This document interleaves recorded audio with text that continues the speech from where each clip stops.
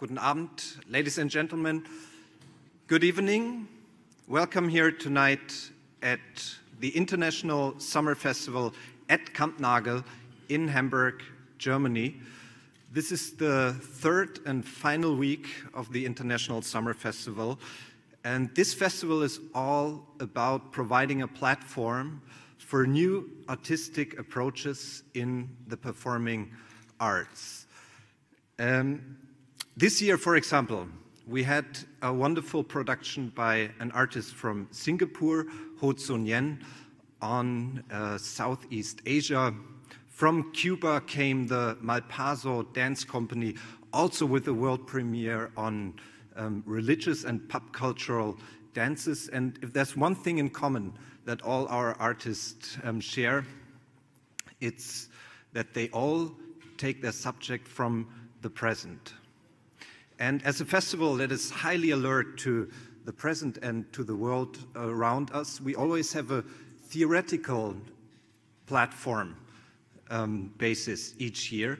This year, the theme was about the new discourse on homeland and nations, subjects that I believe are also quite discussed in the country of our guest tonight, Rahul Gandhi. We are very happy that we have this opportunity of presenting him, and this is thanks to Sascha Soke, who's standing next to me. Sascha is the director of the Bucerius Summer School on Global Governance as part of the Zeit Foundation.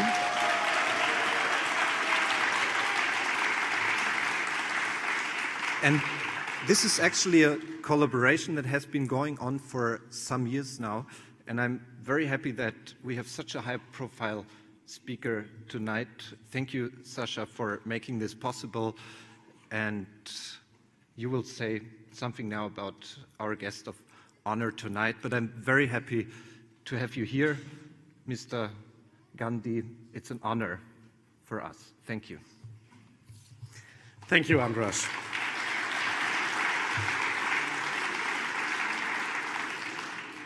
Meine Damen und Herren, dear ladies and gentlemen, excellencies, hello everyone, also on our video stream anywhere. So, as Andras mentioned, this is part also not only of the International Summer Festival here at Kampnagel, which is a great festival, but also part of this year's Bucerius Summer School on Global Governance. And our speaker for tonight, he needs no introduction. You know him all. His name is Rahul Gandhi. He is the president of the Indian National Congress. But, if I might say so, he is also an alumnus of the Bucerius Summer School on Global Governance.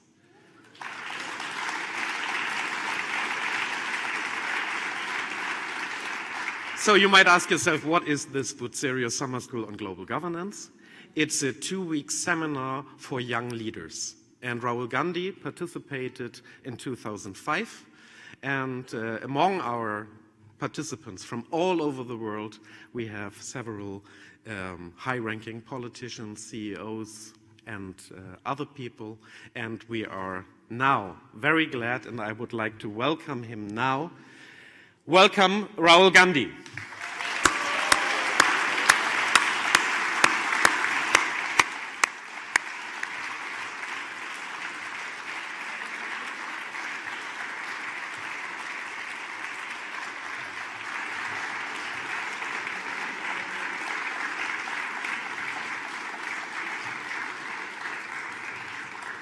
Rahul Gandhi will first give a short speech, and then we will get into a conversation, and then we would like to bring in you, the audience, to ask some questions to him. Thank you.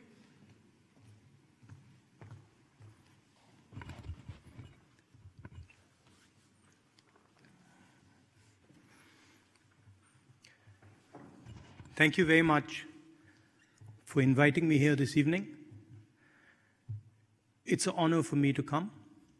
As you mentioned, I was an alumnus of the Bucerius School. I spent a very nice time here in Hamburg. We learned quite a lot and had a lot of fun. So those were good days, and I'm happy to come back. I'm here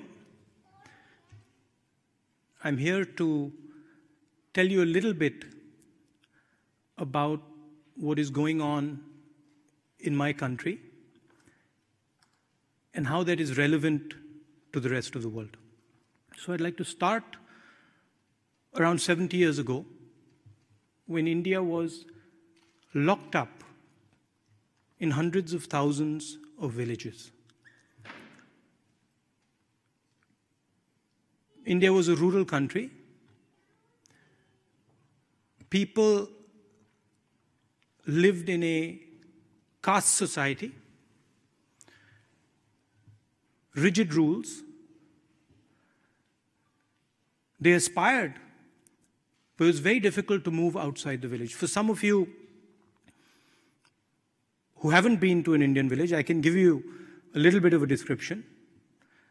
Most Indian villages are divided along caste lines. If you're a lower caste person, or if you were a lower caste person, for example, 70 years ago, you couldn't drink water from the village well. In certain spaces, certain villages, if your shadow fell on an upper caste person, the upper caste person would go and have a bath. And for all practical purposes, if you were from a lower caste or a backward caste, you pretty much had no mobility in the village. Forget about the country. 70 years ago, something beautiful happened in my country. We got independence, and we started a journey. A transition from a rural India to an urban India. A transition of imagination. A transition in the way India viewed itself, a transition in vision. And India, which had not been moving for a long time, had been static, had been isolated, started to wake up. And a transition began slowly, and then it picked up speed. And the transition was essentially Indian people breaking the ideas of caste, breaking the ideas of a lack of mobility, and starting to move. And it was enabled by the idea of one man, one vote, enshrined in our constitution. Similar transformation was taking place nearby.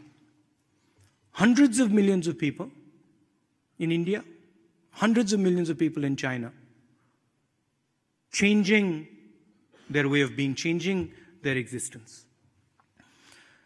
The idea was the same. Urbanization, modernity, but the method and the way they did it was completely different. China did it in a centralized way, reasonable amount of violence, managed by the Communist Party, managed by the People Liberation Army. And India did it organically, in a decentralized way. Anybody could do anything they want. Anybody could move wherever they wanted. China, the Communist Party decided where you would go. But the end result was a massive transformation of hundreds of millions of people. Never seen before. Never ever in human history have so many people changed their way of living, changed their view of the world, changed their vision. And there were a couple of things that were the foundation of this transformation in India. One idea was that if India was going to go through this risky transition, difficult transition, dangerous transition, everybody should be included in it. India should not transform itself for few people. India should not transform itself for just one community or one group of people. India should transform itself for every single Indian. Every single Indian should be able to aspire. many languages spoken in my country, many, many different states, different cultures, different ideas. We wanted all of them to be included in this sort of awakening, or in this transformation. The second idea was that this transformation would mean different levels of risk for different people. So poor people would face a higher risk in this transformation. They would have to make a much bigger change. They would have to move from a village to a city. The risks were much bigger. Certain communities, certain groups of people would struggle. Certain groups of people would require a cushion, maybe some help. Dalit communities, lower caste communities, tribal communities, minorities. So the idea was that as we transformed, the government should support its people, should help its people smoothen this traumatic transition, this traumatic change.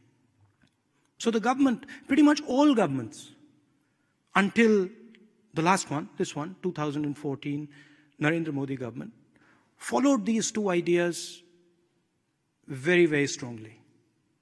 So for example, poor country like India guarantees 100 days of work to all its poor people. It's called the Guaranteed Employment Scheme. You can be anybody, any religion, you can speak any language. If you live in India, you're a poor person, you get 100 days of guaranteed employment. Right to food. Every single Indian person has the right to food. The state helps give them food, doesn't allow them to go hungry. The right to information. Doesn't depend on your religion.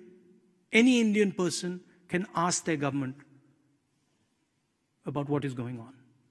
And I can take you back a few years, bank nationalization, designed to give credit to many more people. So these were two of the fundamental ideas that pretty much every single Indian government held true, which has now been attacked and to a great extent damaged by the government in power today. They do not feel that every single person in India should have access to the fruits of this transformation. They feel that tribal communities, poor farmers, Dalit communities, lower caste people, minorities should not get the same benefits that the elite of the country get. And our point is that the risk was everybody's. Everybody took the risk, and we feel everybody should get the reward.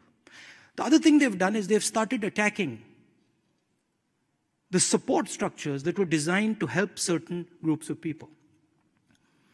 Very recently, a law that protected the Dalit community from violence was scratched down. The right to food was weakened. The right to guaranteed employment weakened. And all the money that used to go into these schemes is now going into the hands of very few people, the largest corporates in the country. But that's not the only damage they've done. There's something much more significant and dangerous that the government has done. This transition that took place on an informal economy, took place on the back of millions of small and medium businesses that allowed people from the villages to come to the cities, to do a job for a couple months, and then go back to the village. They acted like a shock absorber. A couple of years back, the Prime Minister demonetized the Indian economy. He basically said that 1,000 rupee and 500 rupee notes would be worthless. And he destroyed the cash flows of all these small and medium businesses. Millions and millions and millions of people who worked in the informal sector were left unemployed. I want to give you a sense of the scale of this. China produces 50,000 new jobs every 24 hours. In the same amount of time, in the same 24 hours, India, a country that is approximately the same size as China, produces only 450. And they didn't stop at demonetization.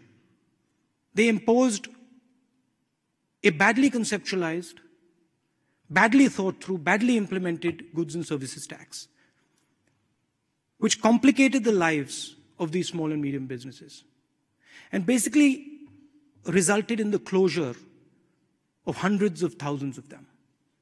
And large numbers of people who worked in these businesses were forced back to the villages. And these three things that the government has done has made India angry. And that's what you get to read in the newspapers.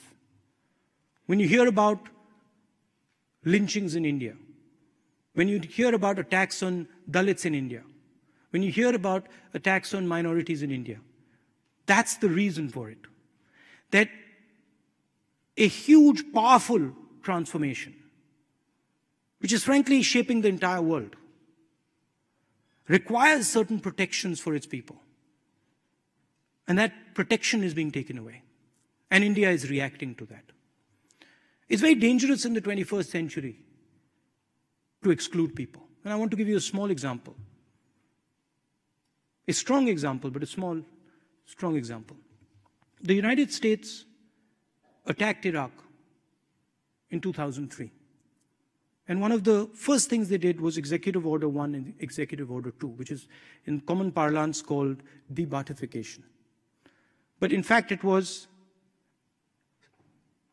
a law that stopped a particular tribe in Iraq from getting government jobs, a law that stopped them from getting jobs in the army. And there was a history to it, so it seemed like a very innocuous decision at the time. It took the United States a couple months to defeat Saddam Hussein's army. Hardly any Americans died. Very limited number of soldiers died. Few months after the invasion, the network that was excluded from jobs in Iraq, the Tikriti tribal network, linked up with the cell phone network in Iraq and with the network of artillery shells that were left in the villages. And you got an insurgency that fought the United States and caused massive casualties to the Americans. And it didn't end there. That insurgency slowly entered empty spaces. It entered the empty space in Iraq. It entered the empty space in Syria. And then it connected with the global internet to form the horrific idea called ISIS. And I'm explaining this because if you don't give people a vision in the 21st century, somebody else will give them one. And that is the real risk of excluding large numbers of people from our development processes. Every country faces this risk. If you don't embrace people, if you don't give people a vision, somebody else is going to do it. And that vision might not be a vision that is good for you or good for the world.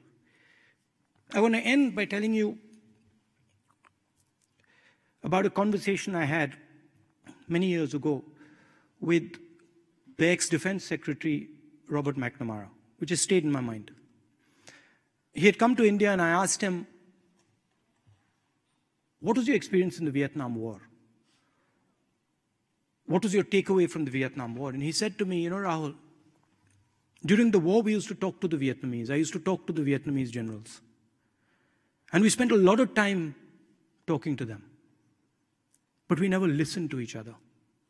It was only after the war, when I met those same generals, that I realized that what they were telling us was not what we were hearing. And what we were telling them was not what they were hearing.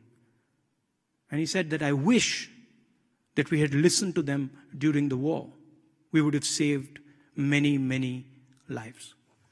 And I think that's what is important in the 21st century. You can disagree with somebody. But in a connected world, you have to listen to what they're saying, where they're coming from. As I said recently, hate is a choice. I can fight you, I can take you on, I can compete with you, but hating you is something that I actively have to choose to do. And I think hate is a dangerous thing in a connected world. So what we do in India and the Congress Party, we work with our people, we bring them together, we try and carry as many of them as possible in this transition. And we find that when you actually go and listen to people, and they might be very different than you, they might have a different cultural background than you, they might speak a different language. But when you actually start listening to people and try to understand where they're coming from, you can get a hell of a lot done. So I'd like to end my talk by telling you that I think there is a lot of hatred in the world today, but there is not enough listening. And I think listening is something that is very, very powerful. So thank you for coming here.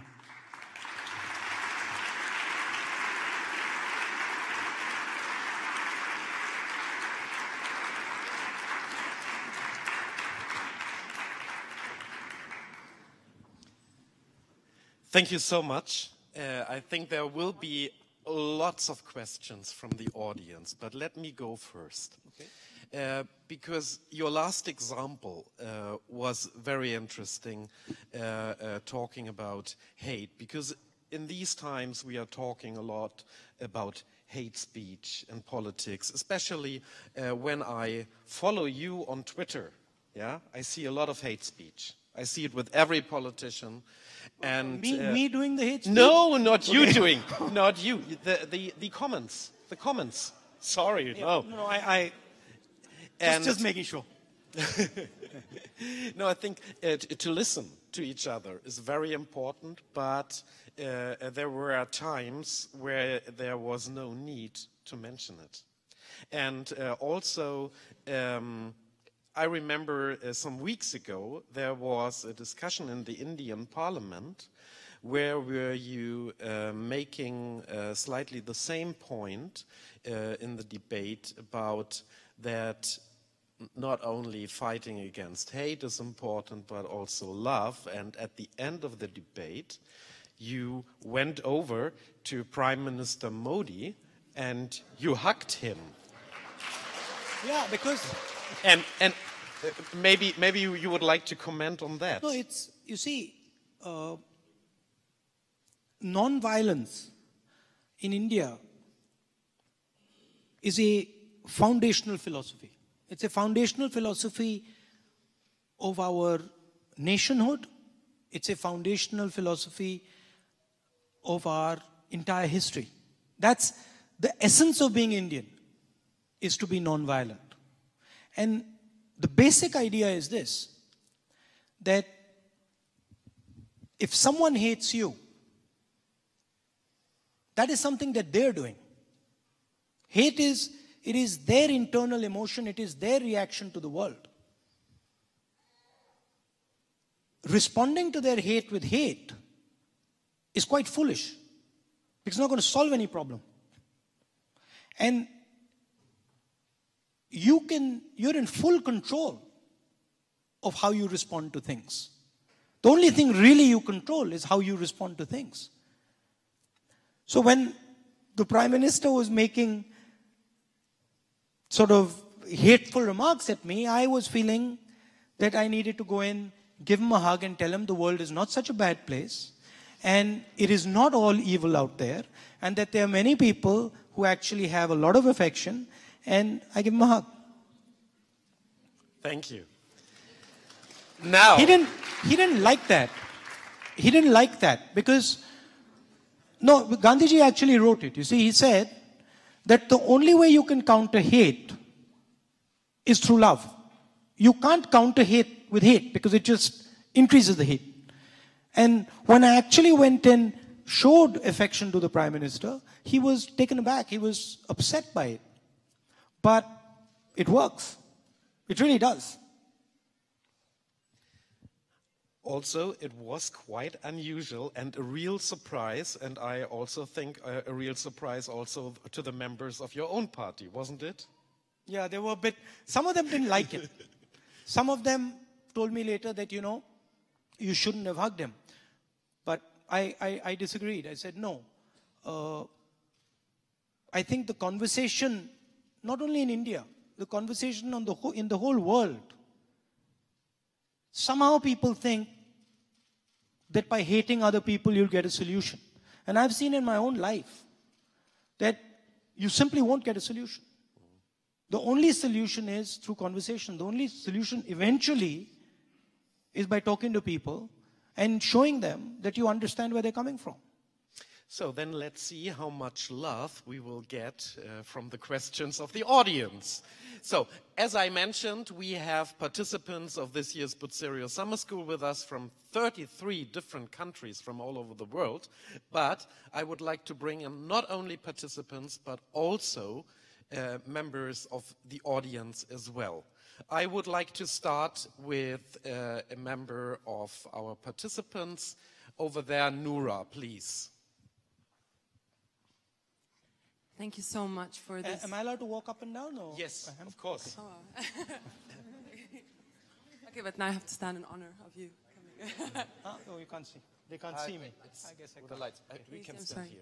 Thank you so much for this most inspiring talk. I think in the world we live in today, we need more people like you to spread the love and remind us of what is truly important. My question is very simple and yet a complicated one. You cannot fight hate with hate, but how do you fight violence? Because today we see many parts of the world where there is violence. How would you suggest that we fight that? The only way you can fight violence is with non-violence. There's no other way. It's the same. There's no other way. You might be under the illusion that you can fight violence with violence, but it'll come back. You might think that you're very powerful and that you can subdue somebody else, but believe me, they'll find a way of coming back. Because violence is being caused because of a certain anger inside. Until you remove the anger, until you understand and remove the anger, it's going to remain there. So you can't fight violence with more violence. And of course, there are people out there who are so angry and so deeply infected by hatred that it'll take a huge effort. But I think that's the only way forward. That's the philosophy I believe in. Look, I've lost 2 members of my family. My grandmother and my father were both killed. So I've suffered violence. I'm talking actually from experience. I'm not talking without experience. And I can tell you that when you look at it properly, when you look at violence properly, there is only one way out of it. The only way you can move forward after violence is through forgiveness. There is no other way. And to forgive, you have to understand. You have to understand what exactly happened, why it happened. See, there is the common narrative is there is always someone at fault and someone who's not at fault. But if you go into the nuances, there are people at fault on both sides. And there are people trying to solve the problem on both sides. So it's working that. You will see in the 21st century, you will see a certain amount of violence. It's a result of the connectivity, it's a result of limited resources. You will see it. And you will have to deal with it. But the way to deal with it is to actually listen, is to actually, at least you, from your side, act non-violently. And people think that this is weakness. A lot of people think that if I react non-violently to your violence, this is weakness. But in fact, this is strength. So the next one would be Melanie. And I can... It's okay? Thank you very much for your inspiring talk. I mean, you said you would also talk a little bit about India and the world, and you now spoke about like the more domestic political issues. Can I interrupt you? Yes. I just want to answer. I just want to put a last answer to that, because it didn't. I needed to close that. See, my father was killed by a terrorist. Okay, he was killed in 1991. In 2009, I saw the person who killed my father lying in a field in Sri Lanka. Okay? And I called up my sister and I said to my sister, Priyanka, this is very strange, but I'm not happy. I should be celebrating that the person who's dead is the person who killed my father. But somehow I'm not happy. And she says, you know what, you're right, I'm not happy either. And the reason I wasn't happy was because I saw myself in his children. So I realized that him lying there actually means that there are kids like me who are crying. And he might have been a bad person, he might have been an evil person, whatever you want to call it. But the violence that was done against him was impacting others, like it had impacted me. So, if you want to truly get into it, you have to understand the person who's being violenced's perspective. You have to understand where that person is coming from. And if you go deep into it, you'll find that there is something that has triggered that violence. It's not just a random event. Some action, some violence done against him or her has triggered it. Sorry.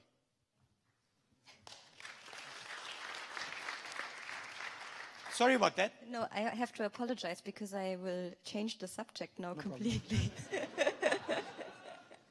Yeah, coming from a very personal experience, even though it's not so personal, I would say, to a more global question. I mean, in the past 2 weeks, we spoke a lot about the future of the liberal world order and who are the allies on a global level.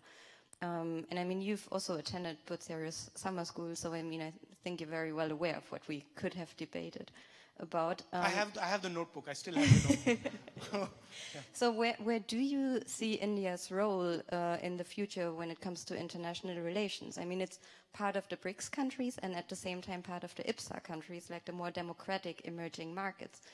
And I'm not so sure about which role India is going to play in the future. And I mean, from your party perspective, what role would you want India to play in the future? I think there are a couple of potential visions out there. There is a American vision. There is a European vision. There is a Chinese vision. There is an Indian vision. There is a Islamic State vision. I mean, there are a bunch of visions that are competing. India has a relationship, strategic relationship with the United States. And India has a very deep set of ideas that we share with them. Democracy, freedom, etc. But India cannot ignore the fact that China is growing extremely fast and is going to shape the planet. So to me, India's role is actually to balance these two forces, much like Europe's. I think what would be the worst thing that could happen is that the Chinese and the United States get into a conflict. And I think that would be the absolute worst for the entire planet. And I think the Europeans and the Indians, because of their design, because of our design, are very well positioned to make sure that that conflict doesn't happen. From an Indian perspective, there are certain values like non-violence, like compassion, like listening, that are going to become increasingly more important in the 21st century. You could get away in the 20th century by not listening to people, by using massive amounts of force against people. You can't do it in the 21st century because they will find a way to get back to you. So I think there are certain values that India brings to the table that are unique, and I think a lot of them were espoused by Mahatma Gandhi. They spread to South Africa, Mr. Mandela with Mr. King, Martin Luther King. So there is a very strong set of ideas that India brings to the table. But I think India's role and Europe's role would be one of balancing the narrative. You mentioned the US, so I would like to bring in a voice from the US, David. Thank you. I just want to follow up on that question and maybe press you a little bit on your answer to the last question, because in America, there's been a big shift in talking about the Asia-Pacific to now the Indo-Asia-Pacific. And clearly the wager that the Trump administration is making and that people in security circles in America are making is that India is willing, able, and prepared to play a larger role in working with the US in Asia. But it sounds to me, based on your last answer, that India views itself as more of an honest broker or a balancer between the United States and China. So is India going to go between the two, or is it willing to play a more active role with the United States, Australia, Japan, and others to uphold the liberal order in Asia? I mean, frankly, India is going to do what's in its self-interest, okay? But India has a relationship with the United States, and India shares a certain set of values with the United States. So yes, we are closer to the United States than we are to the Chinese. But the Chinese and the United States are both major players on the planet. And India, frankly, sees itself as similar. I mean, we actually, to be blunt with you, someone asked an Indian leader, do you lean left or do you lean right? And she responded, no, we stand straight. So I think that's really the answer. What is in India's interest is what India will do. But we have a very good friendship with the United States. I think we have time for 3 or 4 more questions. I would like to take somebody from the back. First from the back and then there. Yeah? So please, I think the very last row, you. Yes. And if you could shortly introduce yourself, who you are. Hello. My name is Deepak Kapoor. I'm from India. I'm a Punjabi, living in Hamburg for the last 6 years, managing European operations of an Indian multinational here. There is so much talk about hugs, and I would like to experience one to feel it. Sorry, you would like to experience? One to feel it. You would like to experience one to feel it. Oh, okay, there's no problem. Now or later? The opposition guys in parliament, they're very careful of me now.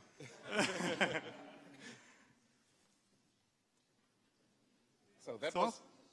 Sure, you come ahead. Okay, come now, no perfect, problem. thank you. I have no issue. If it makes you happy, it makes me happy. I promise to bring in you. Yeah.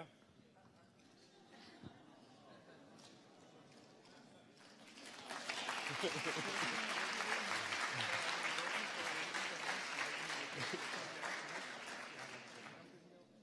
come every 3 months. Yes, pressure. Thank you. So, over here, and if you could also introduce yourself. Okay, okay, Deutsch, English. My name is Luba, and I'm from Moldova, but here I write my PhD. My master thesis was about advertising in India. Now it's about advertising in India. and I have also advertising, yes. And it's a big pleasure to see you live, because I wrote also about you and your family. Okay, I have also to apologize, because I would like also to switch the topic. And you know, as you know, nowadays we have a big discussion about refugees from Syria, Iraq, in Germany, and also in Europe. And maybe you have some kind of piece of advice for German politicians, for European politicians. What have they do to make the situation much better, to help people, and also not, because Germans, some groups of Germans are very, I would say, not happy because of this politics. And if we talk about hate and life, maybe you have some piece of advice. Well, and maybe you can say, what would you do if you were, for example, the Chancellor of Germany? Well, I mean, I'm nobody to advise, frankly, the Chancellor of Germany or the German people on how to deal with their problems. But I can make one or two observations. If you look at Western Europe, you look at the United States, and you look at India, and you analyze why a certain style of leadership is coming. Mr. Modi in my country, others, I won't name them, but others on the planet. The reason is that whether it is India or Europe or the United States, we are unable to give jobs to our blue collar, the sort of non-white collar person in our countries. And so there is frankly, a failure in job creation. Put bluntly, we are being outcompeted by the Chinese. And that is creating a lot of anger in society. If you want, when you get a situation of scarcity, you start to get conflict in society. And to me, a lot of the conflict that is taking place in India and a lot of the conflict that is taking place in Europe and the United States is because people here are concerned that the vision that brought them to this point is not going to take them over the next 10, 15, 20 years. And we have a lot of talk about services in India. We talk about 9% growth, 8% growth, but when you actually look at the numbers, there are no jobs.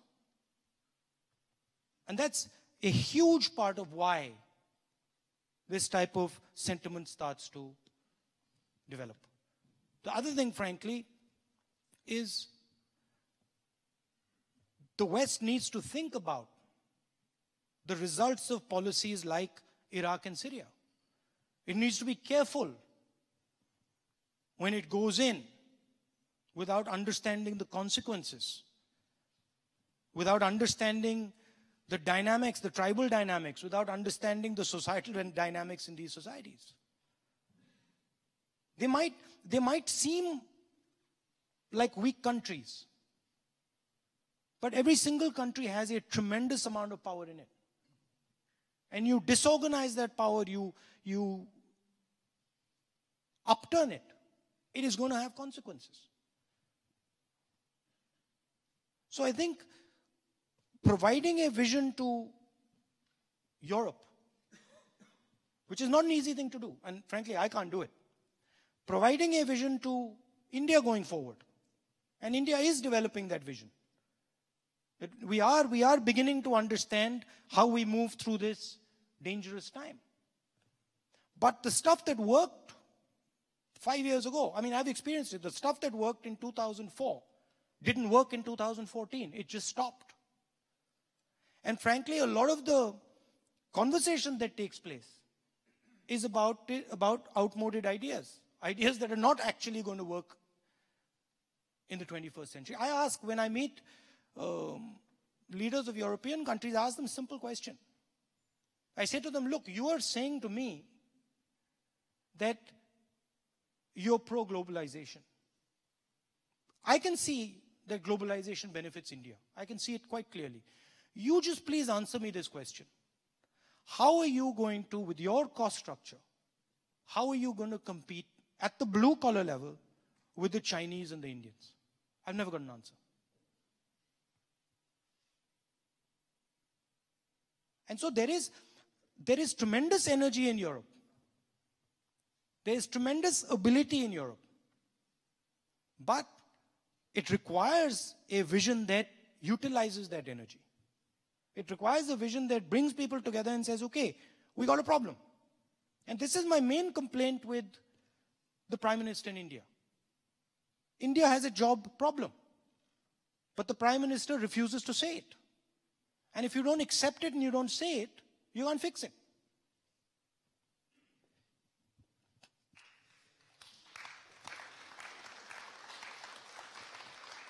First of all, I apologize in advance. I think half of the audience wants to ask you a question. If we would do that, you need to stay for another 2 weeks. Before I take somebody from that side, I would like to go to this side and give the word to not only long-time editor-in-chief of Die Zeit, Theo Sommer, but also the founding dean of the Bucerius Summer School. Nice to see you. Nice to see you. And before you ask, I ask you, when was the first time when you traveled to India? In which year? 1961. Wow. 67. It was a conference of the International Institute of Strategic Studies in London. And your mother talked to us. Your grandmother talked to us. Sorry. Well, I have a question. Thank you.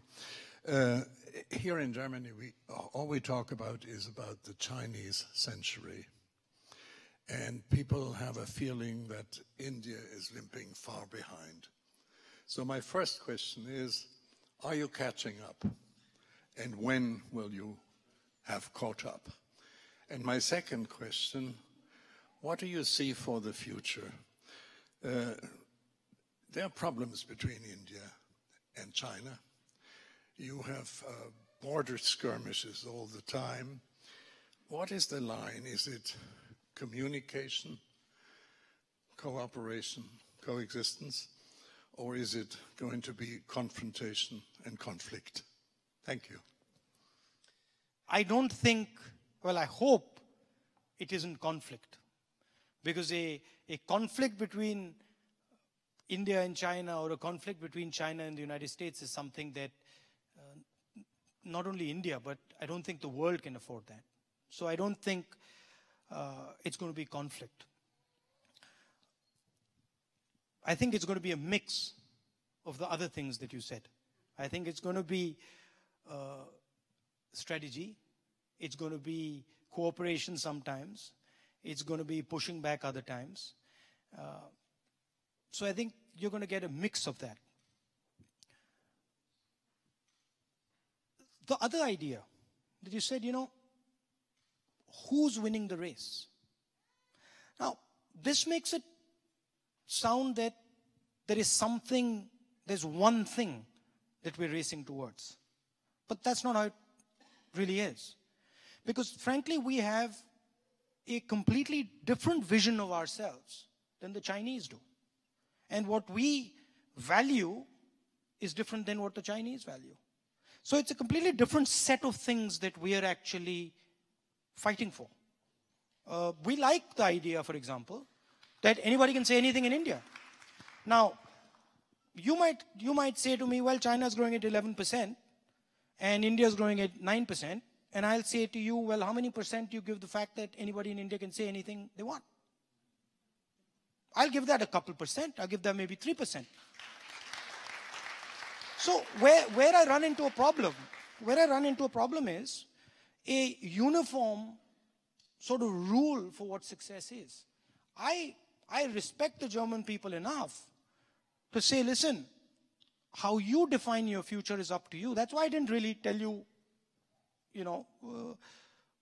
I didn't give advice to the German people. I can't give really advice to you because it's your vision of the world. It's what you have to do. And you will make certain compromises that maybe I won't make, and I'll make certain compromises that you won't make. So it's not this reductive sort of, are you winning or are you losing? This is frankly 20th century stuff. 21st century is we're both winning. We're trying to win here, and I think you can win there.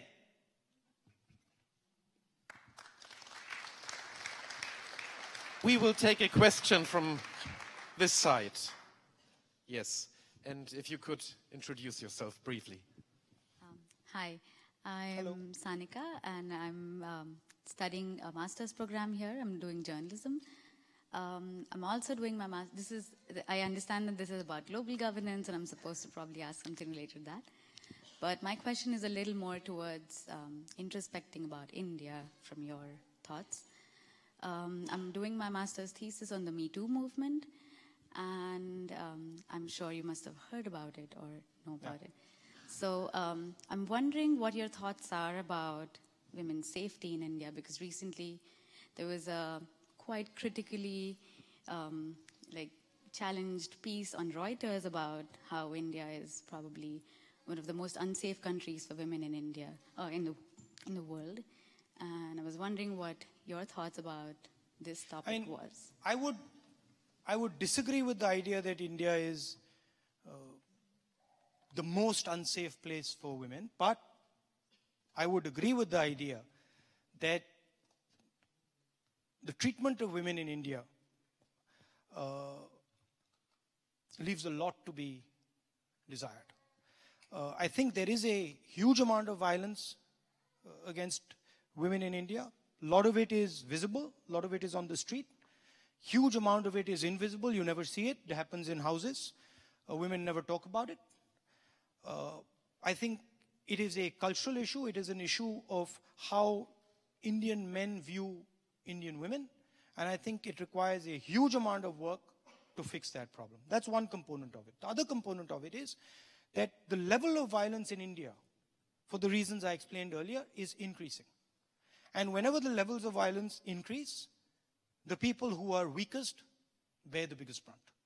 So the fact that violence is increasing dramatically in India, women are actually getting a huge share of it. I think it is a tragedy. I think that is the single most important thing that India needs to do, is change the way its men view its women. And I think that is something that frankly is going to take a huge effort, but it is the duty of every single Indian to do it. But from... Sorry, go ahead. But probably from a policy-oriented or as a policy perspective, a couple of things. When I look at political parties, I don't see women representatives. When I look at the House of Parliament, when I look at legislators, I don't see the amount of women that I should. Because if you don't put women in positions of power, you won't shape the laws. You won't get their voice into the system. So I do a lot of work to try and get women into the system, to try and get women into the Congress party, and try and get women into the Lok Sabha, Rajya Sabha, Vidhan Sabha. We are championing right now a bill of reservations for women in Parliament. So that should be a big step going forward. And there's a lot that can be done on the policy side. And there's a lot that, frankly, has been done. Even at the lower levels in the elections, places are reserved for women. But at the end of it, it is a cultural issue as well. It is literally the way the Indian male views the woman. He has to start viewing her as an equal. He has to start viewing her with respect. He has to start treating her with respect. And I'm sorry to say that he doesn't.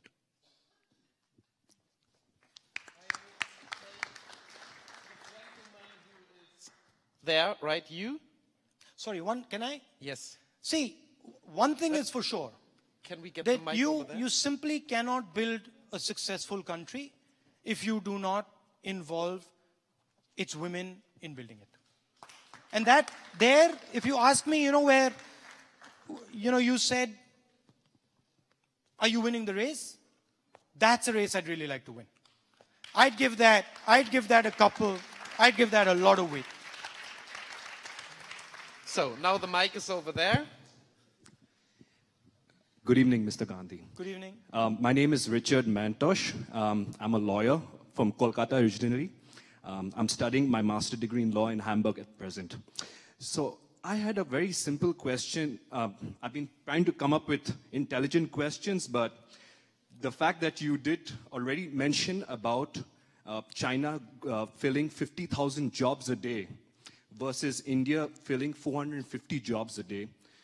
If next year, inevitably, the elections will have results next year, and your party is the largest party and will form the government, would you, as the president of your party or the leader in Lok Sabha, would you speak about population control in India? Because India's population is going up. It's not being controlled. There is no population control. There's no family control measures. People are speaking about Swachh Bharat. There's a lot of talk going on, but nobody's walking the talk. So would you do that next year, sir? Well, couple of things when you break down the issue of population. What you notice is that in the states that are doing well, population growth is stabilizing on its own. It is the states which are not doing well economically, which are Uttar Pradesh, Bihar, Madhya Pradesh, where population is an issue. Second thing is, I don't view it so much as population. I view it much more as productive people. I don't have a problem with 1.3 billion people if they're educated and if they're in the workforce. I do have a problem if they're not educated and they're not in the workforce. They're not connected to the global economy. So I don't subscribe to the idea of the sort of harsh population measures that the Chinese did. I'm much more laissez-faire when it comes to these things. On the jobs, I'll give you 2 minutes. Jobs are only going to be created in India through small and medium businesses. And if you look at the amount of money that our small and medium businesses get, you look at the amount of support our small and medium businesses get from the banking system, from the political system, it is minuscule compared to the amount of support that the top 15, 20 businesses get.